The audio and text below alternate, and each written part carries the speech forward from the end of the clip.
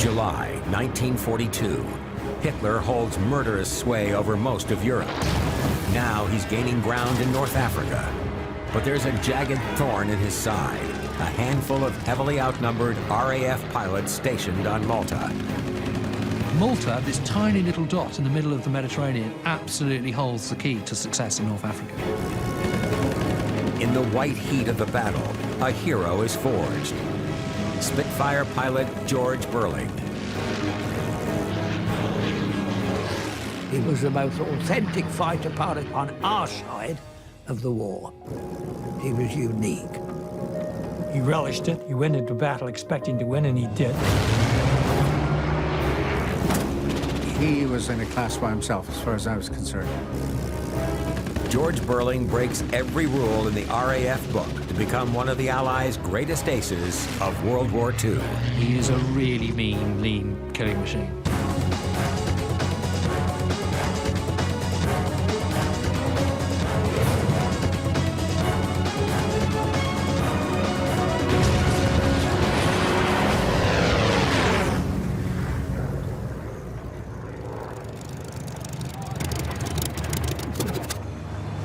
Fighter pilot George Beurling lands at Malta's makeshift Takali airfield.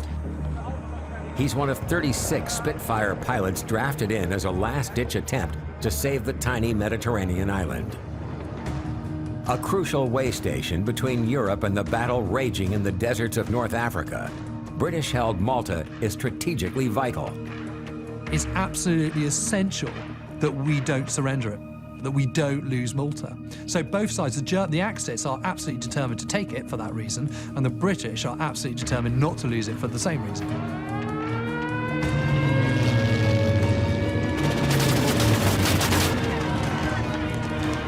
By the middle of 1942, Malta is the most bombed place on Earth. In 2 months, more bombs fall on Malta than on London in the entire Blitz.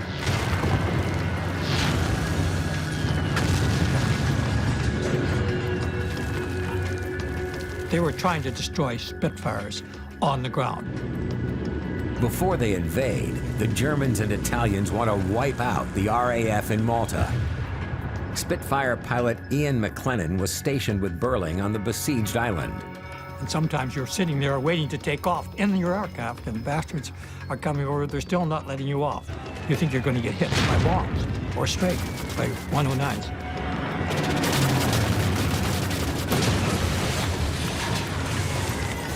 Under constant bombardment and short of fuel, food, and ammunition, it's the worst posting on Earth. But George Beurling wants to be here. He's itching to fight, and he's running from trouble with RAF top brass back in Britain.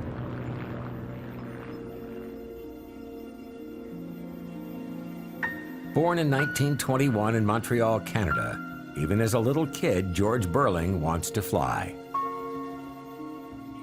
At the age of 9, he suddenly becomes obsessed with flying. He lives fairly near this airfield, and he starts seeing them, and he thinks, that's the life for me. I want to be an aviator. I want to be a pilot. If you're a young boy growing up in the 1930s, your point of reference is the First World War and the great fighter races, and it's that combination that he's very excited about. It's a combination of shooting and flying. Anyone can fly, anyone can shoot, but can you do the two things together? And that's what most people can't do, and it's one thing he's absolutely determined to become an absolute ace at.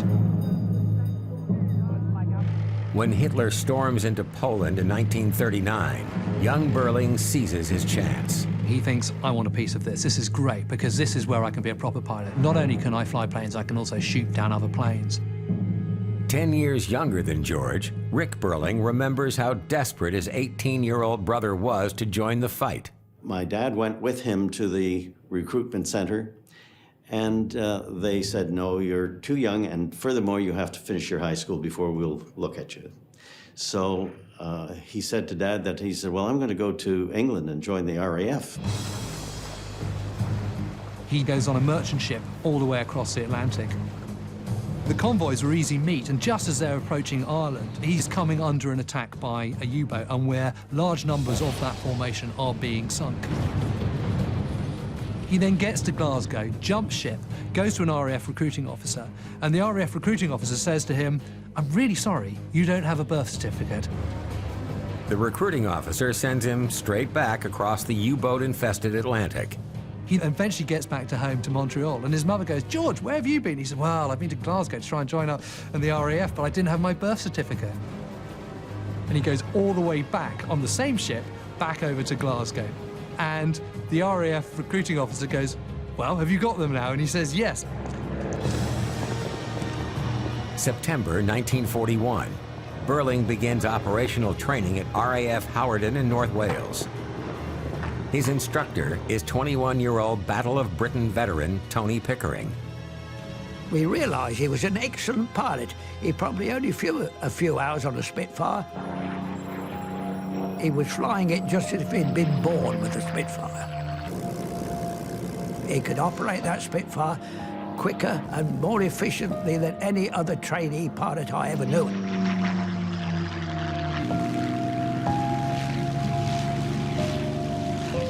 And in a diamond formation. The young Canadian may be a natural in the air, but on the ground he proves far from a model student. Get a great efficiency. George was always hanging loose, never buttoned up. Scarf round his neck, no tie. It's very important to weave as you're flying. He wasn't an example for good discipline. Keep aware of your surroundings, guys. You could sense he was somebody different. We fly as a team, guys. The only thing George ever thought about was how to become a fighter pilot. A good fighter pilot. In the wing root is positioned the gun camera. The gun camera records the footage of your attack on the enemy. It records... For cadets, a key part of training is learning in detail about their brand new toy. There's a lot of luck involved. Luck. Yeah. It's all luck. If you aim for the... It's essential every fighter pilot knows his Spitfire like the back of his hand. No skill? A degree of skill. You test your aim, you practice. Okay.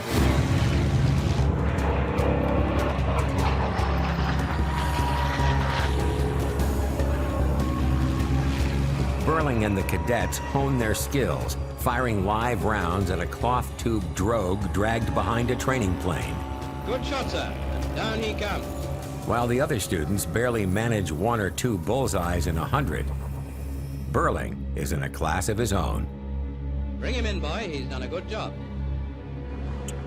He used to come back after firing and he'd say, "You'll find 65 holes in the drogue." The score? About 65. Copy. George was very, very accurate. He knew exactly how many of them had hit the drogue. He could have taught me a lot, I can tell you. Oh, exceptional, exceptional. I couldn't have done it like that, nor could anybody else on the station. After 3 months in training school, Beurling graduates top of his class and gets his wings. Brimming with confidence, in March 1942, Beurling is posted to 41 Squadron in Sussex. 41 Squadron is assigned the dangerous job of escorting bombers over Nazi-occupied France. Beurling is right at home flying the state-of-the-art Supermarine Spitfire.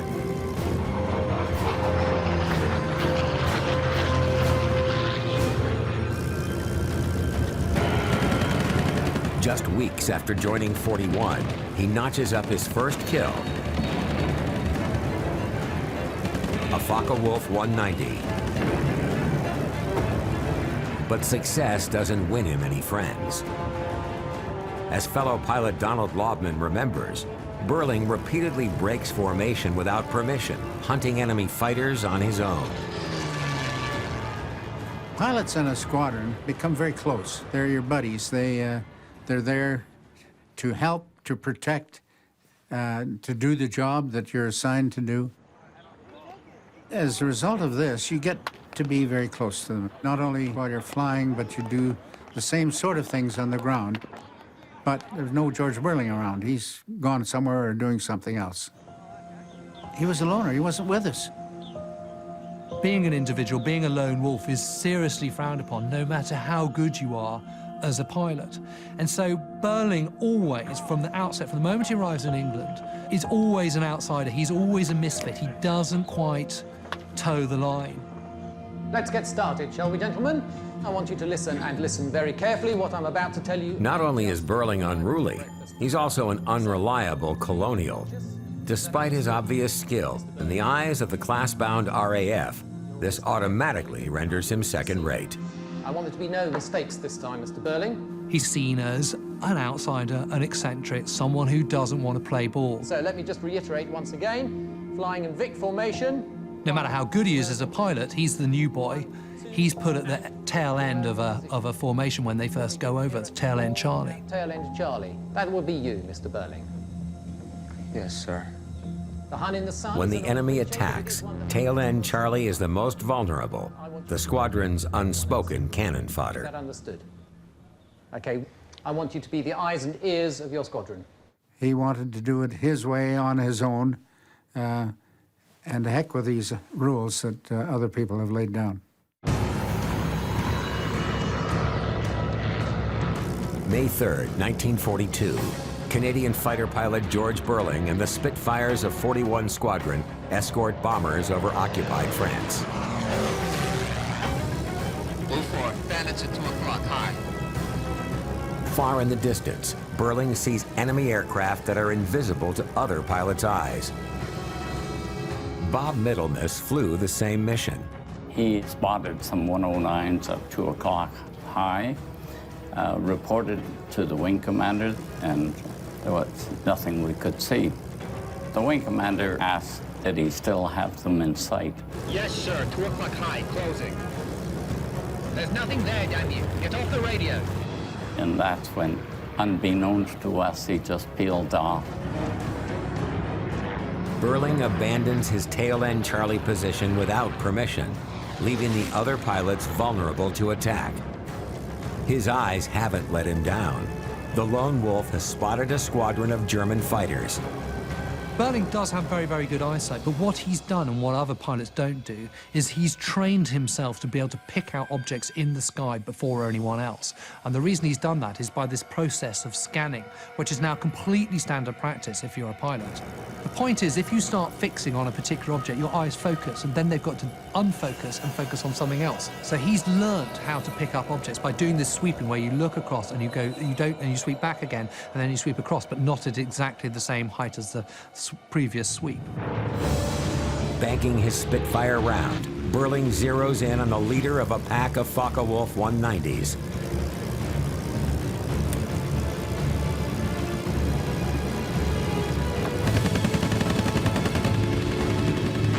He makes his kill out of sight of his squadron. As far as they're concerned, he's vanished, probably missing in action. We did our trip, came back, no Beurling, so we thought, just lost another one. And then suddenly over the aerodrome comes this Spitfire. When he landed, he said he had shot down a 109 from some special angle. I think we all thought, well, here's a Sprague pilot trying to make a name for himself. Beurling knows he's in hot water with his commanding officer, unless he can justify deserting his squadron.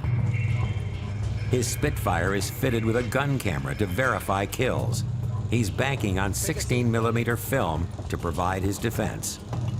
Beurling shoots down this plane, but when they go and look at his gun camera, there's no evidence of any plane being shot down whatsoever because they just simply can't see it. The blank film is a mystery. To his superiors, it looks suspiciously like Beurling's imaginary kill is a flimsy excuse for insubordination. The flight commanders, I don't think really trusted George in the air. George wanted to be on his own, not flying in a formation with 12 other airplanes. He's grounded. His career hanging in the balance, Beurling cuts a distant and lonely figure. George would be sitting outside the dispersal hut. His hands would suddenly clench. And then a few seconds later, up they would go. He was practicing deflection shooting on a bird. Instead of aiming directly at a moving target, deflection shooting is the art of aiming where the target will be when your bullets strike. When he started, You couldn't see anything at all, but within a couple of seconds, say, very short, you suddenly see a crow or a starling. It had to be a fast bird, something was flying fast. Seagull, something which was moving, and George would follow it through. It got the deflection right, down it would come in his imagination. Down it would come. Nobody else would know, but George was doing that, practicing deflection shooting all the time. Beurling is one of very, very few pilots that masters deflection shooting. And that's very, very hard to do because you've got to take into account the speed you're going, the speed your enemy is going, the speed of the bullets, and the fall-off of the bullets, because, of course, bullets don't stay at the same height that you're firing them. This is why Beurling's gun camera is staring into empty space. When he pushes the trigger, he's aiming at the sweet spot dead ahead of the 190.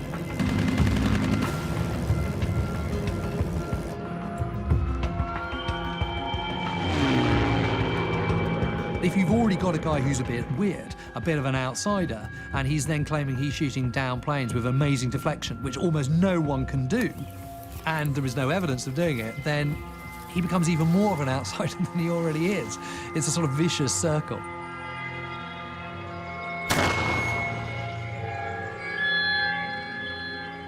He's a troublemaker. He doesn't toe the line. He's not part of the squadron. He's a lone wolf. And that's when he says to his CEO, look, please get me out of here. Get me a transfer anywhere. June 1942. The opportunity comes when a married officer is horrified to learn he's being posted to Malta. Beurling volunteers to take his place in one of the most war-ravaged places on Earth. The Battle of Malta is a key battleground of World War II. It was the key to that whole area. A, because of the activities on this north shore of the Med involving Italy and Mussolini and company, and also in North Africa, where General Rommel was going full bore. Field Marshal Rommel's Desert Army is poised to take control of the Suez Canal and vital oil fields in the Middle East. The forces based on the island fortress of Malta play a crucial role in blocking the Nazis' progress. Malta stood between occupied Europe and Rommel's Africa Corps.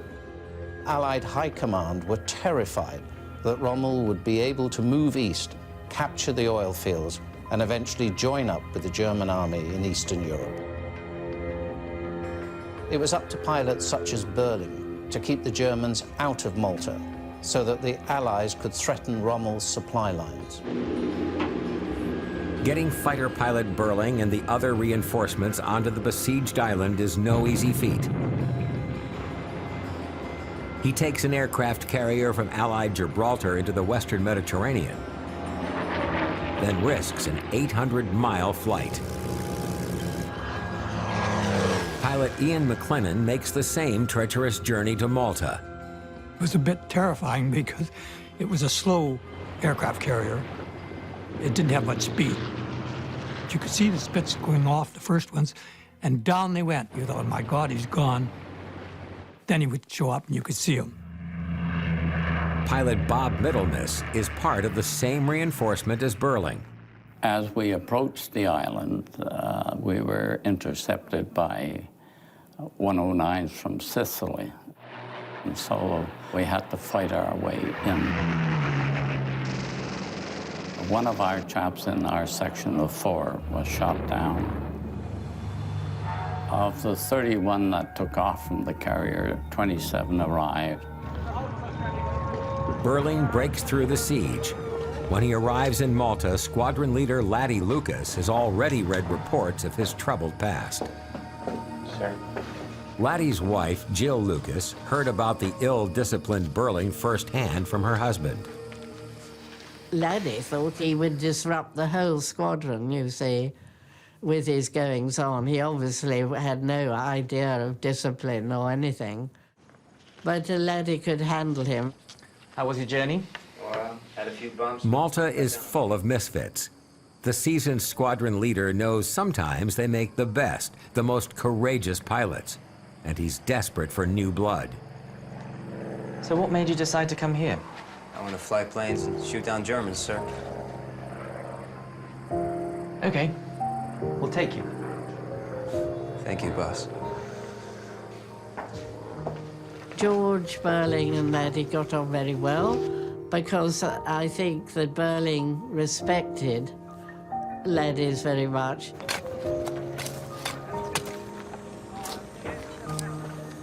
Laddie thought that he was the most fantastic pilot, incredibly brave and shooting down all these planes. It was something any commander, squadron commander would love to have. So they did all right. On only his third day on the island, the kid from Montreal gets his moment. Scramble!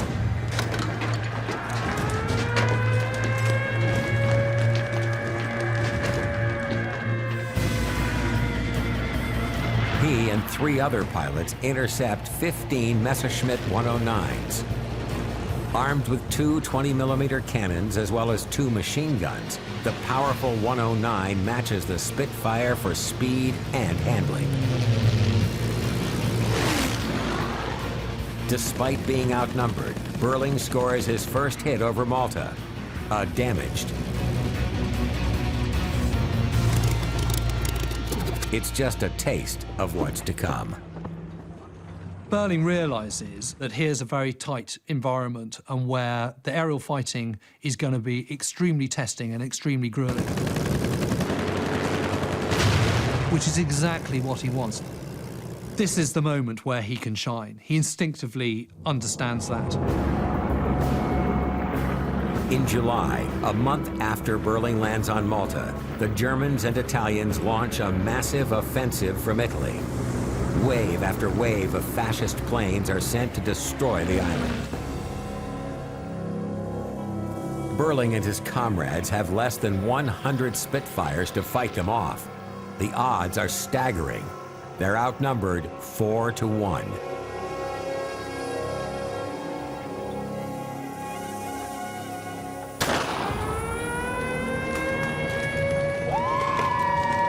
Beurling has 90 seconds to get airborne. Let's go! Minutes are precious. A Spitfire can climb 3,000 feet a minute, and height gives a decisive advantage. You relished, and I use that term advisedly, you relished the opportunity to come into contact with an enemy fighter aircraft. So when it happened, you were quite happy to get involved. You all hunt together in the Malta formations, and it was disciplined. You were bloody well expected to do what you were told to do, and break when we were told to break, not before that. Within minutes of taking off, Beurling dives into the swarm of Italian bombers and fighter planes. As far as he's concerned, in a dogfight, it's every man for himself. I think he was impatient. I think he thought, why the hell am I here? I can go out there and kill some bloody Germans. Let me go. And he did. Being in a dogfight suggests that it's a fight to the death, and it probably is. You don't want to get hit. You're trying to outsmart the son of a bitch and get inside him. It's instinctive. You can't be trained not to be scared. Beurling's first kill is an Italian Cant bomber. Peppering it with .303 rounds, he expertly takes out the pilot. Kill number 2 comes moments later. An Italian Macchi fighter explodes in a fireball when he targets its fuel tank. Soon after, Beurling scores his hat trick, sending another Italian Macchi plunging into the Mediterranean. He shoots down 3 confirmed and 1 probable on that day alone. Now, to put that in some perspective, only about 10% of fighter pilots ever get to a stage in their entire flying careers where they've got 5 confirmed kills. Beurling's accuracy is unmatched. But just like in Britain, His superiors need to be convinced of his extravagant claims. When he was talking to the intelligence officer and recounting what he had done, and there was one case where he said, I shot a Messerschmitt 109, I hit it on a deflection shot, I came in at an angle, and I hit it above the starboard root wing, got it in the engine just beyond the cockpit. And the intelligence officer says, well, I'm really sorry, no one can confirm that, so I'll just have to put it down as a probable. Later that day, a report comes in of a Messerschmitt having crashed, you know, somewhere on the south of the island near the Dinkley Cliffs or something. And they come in and they go, yeah, and it was shot all the way just along above the starboard wing, you know, exactly where Beurling had said it was. And he got his confirmed kill. There's no respite. The same day Beurling shoots down 3 planes, he refuels, and he's scrambled yet again.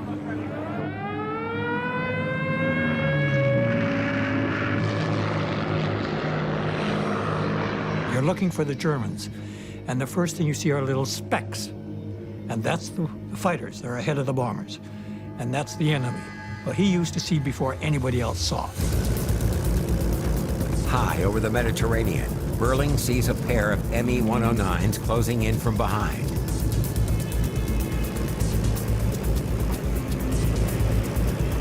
Banking round, he gives chase.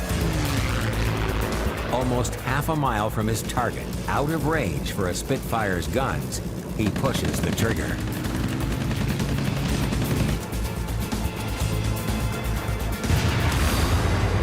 He shoots down a Messerschmitt 109 from 800 yards.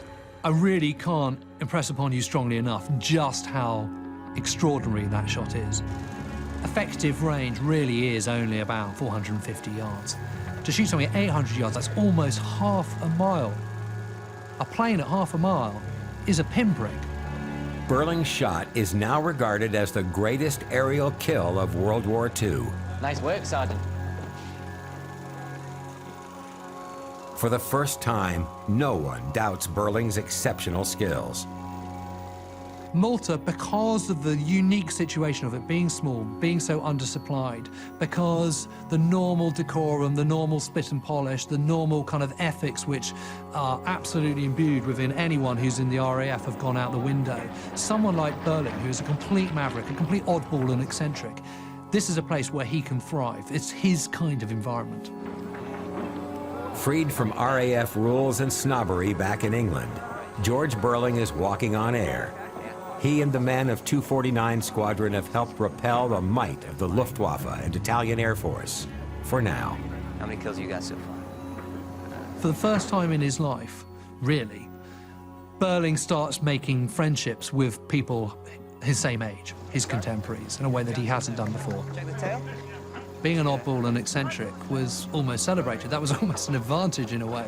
So he was accepted for the man he was. When are you guys gonna give me some more fuel? I want to be up there. And of course, if you're treated with that kind of respect and you're allowed to be the man you are, you're going to warm to your comrades in a way that you're not if you're pushed to one side. He also earns himself a nickname.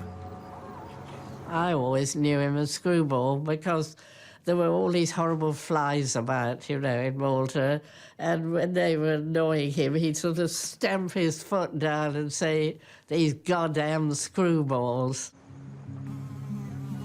Beurling may be accepted by the group, but he still keeps some distance.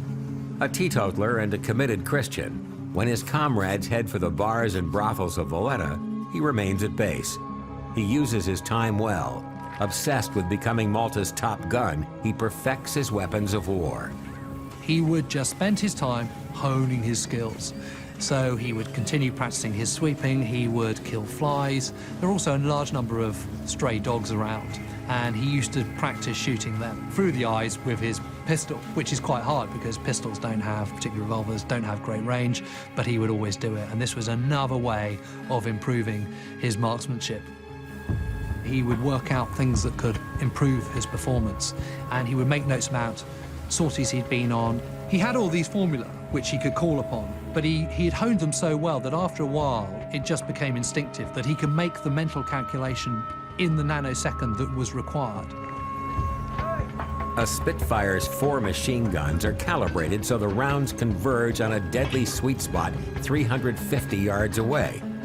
Beurling cuts this down to 250 yards. The fighter's unique elliptical wings carry only 15 seconds worth of ammo, just 5 3-second bursts. Beurling calculates if he gets closer to the enemy, he'll use fewer bullets and kill more. You're closing. You hold off, you hold off, you hold off until you get on top of them, and then you press the button. Beurling proved that you could not have to waste ammunition. He could maybe fire 2 shells, and the poor chap in the other airplane was no longer there. Because he only ever requires a 1 or 2 second burst, his guns don't jam. So if you've got best part of 15 seconds worth of ammunition, he can make every one of those 15 seconds count in a way that the vast majority of fighter pilots can't. You don't want to waste what limited ammunition that you have on board, because when it's gone, you're no longer a fighter pilot. You're just a rider in an airplane. Beurling has one more trick up his sleeve. What we got here? Okay. Every 4th bullet in a machine gun belt is a bright phosphorus tracer to help the pilots aim. So we're wasting around. With Beurling's almost superhuman eyesight, he doesn't need them. He tells his armorers to replace the tracers with normal rounds. It removes the last clue telling the enemy he's on their tail.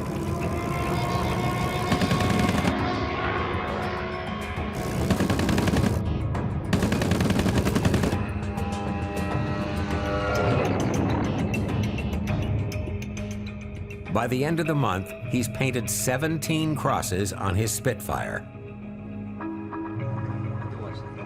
Beurling's remarkable exploits hit the headlines back home, and he's given an officer's commission. Canadian fighter pilot bags 5 in a day. Fellow Malta pilot Bob Middlemiss remembers when squadron leader Laddie Lucas broke the news. Beurling dashes in off the aerodrome in short pants, covered with dust, sweaty as anything. And of course, Beurling said he didn't want a commission. The airmen won't look up to me then, all this saluting. Beurling, only interested in flying and fighting, refuses to wear an officer's uniform and climbs straight back into his Spitfire. By the end of July, his score is rapidly mounting. He managed to shoot down 4 in one day. One of the people he shoots down is a key Italian commander. He is a really, really mean, lean killing machine. I think he loved rushing off and shooting them all down, because he didn't seem to have any fear. He was only interested in flying and fighting and shooting. That was what had consumed his whole being while he was there. Despite the heroic efforts of Beurling and his fellow pilots, it's a losing battle.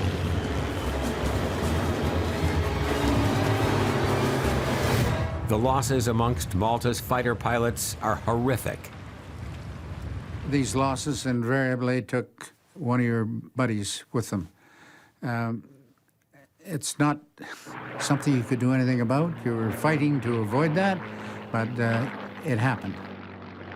It was tough when you'd lose a good buddy, and we saw that happen all too often. Well, I think the most frightening it was when someone would be screaming at me.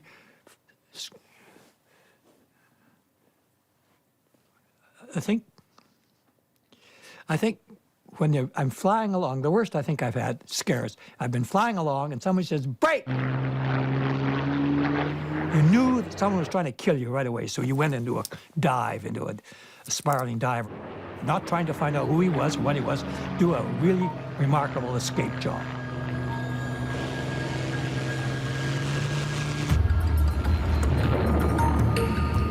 The noose around Malta tightens. With no Allied ships getting through the Italian and German blockade, the situation is critical. Unless help arrives, Malta will be forced to raise the white flag in a matter of weeks. The Navy had gone because they simply were just being sunk one after the other. There was a complete blockade. running out of aeroplanes, running out of oil, out of petrol, practically nothing to eat. It was absolutely awful. It was a tough island. Towards the end, the Malta people were nearly starving to death. We were hungry all the time. We really were. And we got better food than they did, I'm sure. We had corned beef canned in 1919 in South America. I can taste corned beef for years after. There was a thing that a lot of us got, perhaps all of us did from time to time, was Malta dog, which is a form of dysentery. And it was messy, and it could be so messy you couldn't fly. Finally, Malta dog attacks Beurling too. While the fighter pilot suffers on his sickbed, the Allies mount a daring operation to save Malta. Operation Pedestal. In a last roll of the dice, 14 cargo ships loaded with food, fuel, and ammo, protected by battleships and destroyers, attempt to break the blockade.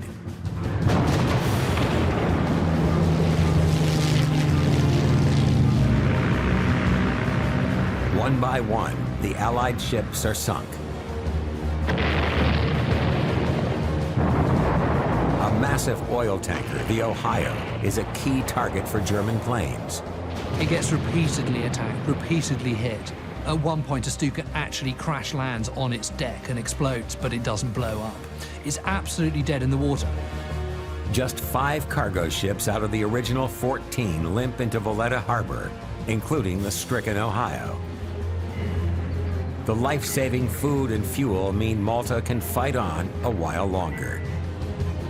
Beurling drags himself out of his sickbed to join in the celebrations. Just as it's coming into Grand Harbour, Beurling, the great ace, the one that everyone knows on the island, flies up the length of Grand Harbour in his Spitfire upside down. Defeat has been held off for a few more weeks, but the Germans and Italians are massing for another huge airstrike. Throughout the late summer of 1942, war rages over a tiny but strategically vital island. Officer Beurling notches up kill after kill. By late September, his tally has climbed to 24, more than any other pilot in Malta.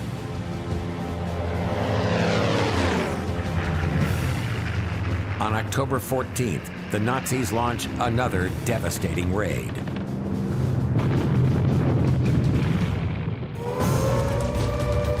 "1,300 hours. Beurling and his men are scrambled. Let's go, let's go, let's go! At 12,000 feet, there are so many pilots, it's chaos. The pilots are almost as likely to be wiped out in a head-on collision as shot down.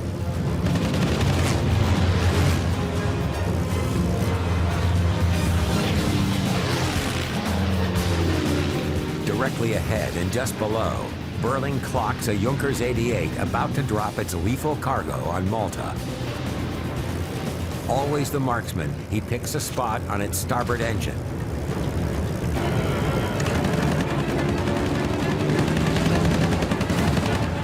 But just as he's done that, he sees one of his colleagues in trouble with a Messerschmitt 109 on his tail.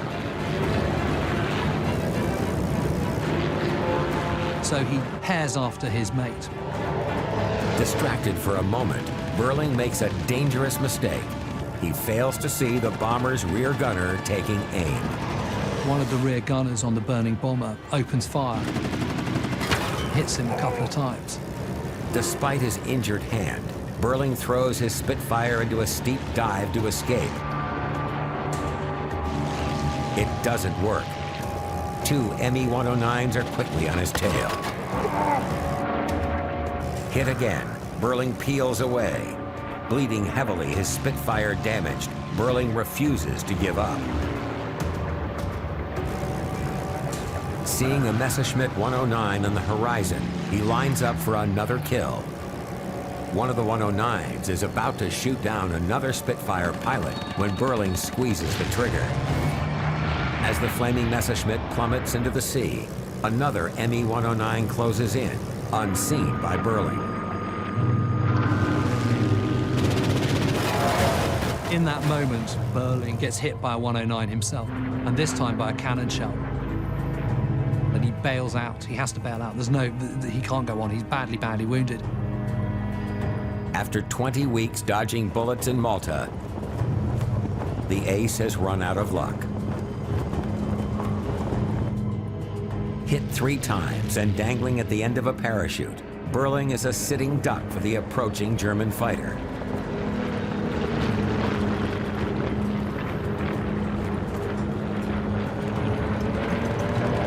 Out of nowhere, a Spitfire dives in to save him.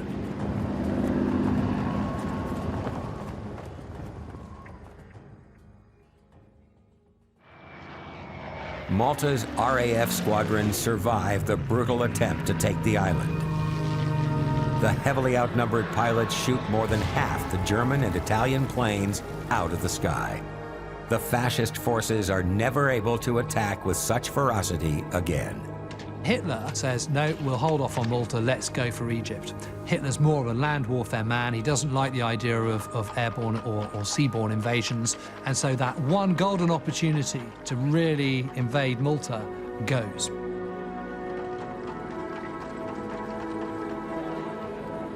The lifting of the siege of Malta has always struck me as one of those turning points of the Second World War. Before, the Allies were on the back foot. Afterwards, they appeared to be on their way to victory. After months of recuperation, Beurling returns to Canada a hero.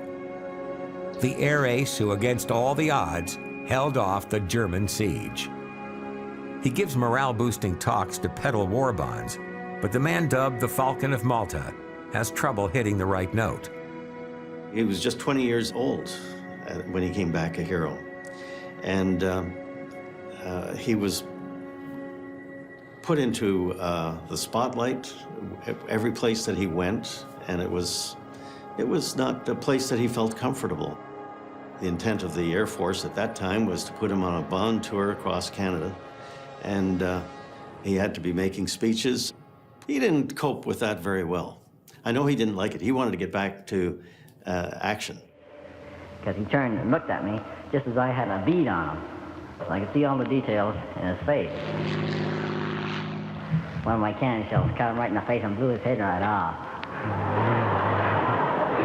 He's very uncomfortable in that public glare, and he starts being a little bit too graphic about the descriptions of killing Italians and Germans over Malta. The body slumped that side, and the slipstream cut the neck, or the stub of the neck. Anyway, the blood just streamed down the side of the cockpit. The only time, I tell you, it gives you a feeling of satisfaction, you know, when you actually blow their brains out. What he had seen in Malta, I'm sure, troubled him a lot. I can remember him speaking about a little girl that he saw just wandering on the street, and she had part of her one arm blown off and the other arm was just hanging. And that disturbed him a great deal. Beurling drifts for several years until a new opportunity brings a final twist to his remarkable story. In 1947, Israel is looking for people, mercenaries effectively, who will come and help them in the war against Palestine. Beurling is one of the people that's contacted, and he immediately puts his hand up. At last, here is the opportunity for combat flying again. He doesn't care who he's flying against, he doesn't care who he's flying with. The important thing is that he's given that chance to do combat flying once more.